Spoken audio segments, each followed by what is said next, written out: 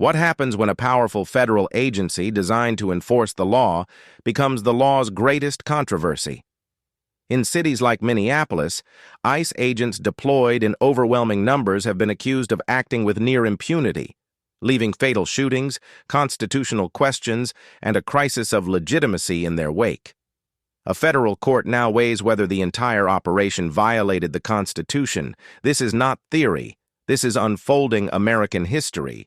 The Guardian background and key players. The U.S. Immigration and Customs Enforcement Agency, ICE, was created in 2003 to enforce federal immigration laws and protect national security. Under President Donald Trump's second term, the agency's authority grew far more aggressive. Congress passed sweeping funding increases known as the One Big Beautiful Bill Act, providing tens of billions more for ICE's expansion.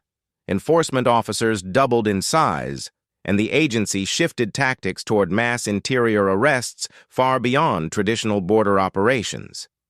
Key figures include President Donald Trump, whose executive policy set the aggressive enforcement tone. Homeland Security leadership, directing expanded interior operations. Local state governments, especially Minnesota, suing in federal court over federal enforcement tactics. Controversy exploded when Operation Metro Surge deployed thousands of ICE agents into Minnesota. State authorities argue this was not lawful immigration enforcement, but an unconstitutional occupation that violates the 10th Amendment by coercing cities to change policy through force rather than lawful cooperation. Meanwhile, multiple fatal shootings involving DHS officers, including ICE and Border Patrol, have occurred during enforcement operations and protests. An investigation found 16 shooting incidents since last July. No federal officers have been charged, even in cases raising conflicting evidence between official accounts and public video. These outcomes have fueled legal claims of federal overreach, racial profiling, and constitutional rights violations.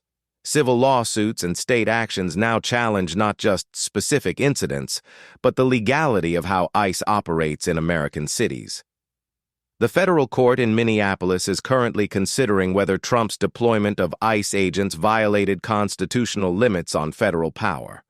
Minnesota argues ICE's surge is coercive and punitive rather than a lawful enforcement mission.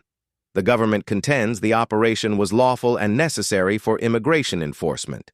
In parallel, civil rights groups and some lawmakers are calling for investigations into oversight cuts, including policy decisions limiting body cameras and internal watchdog capacity.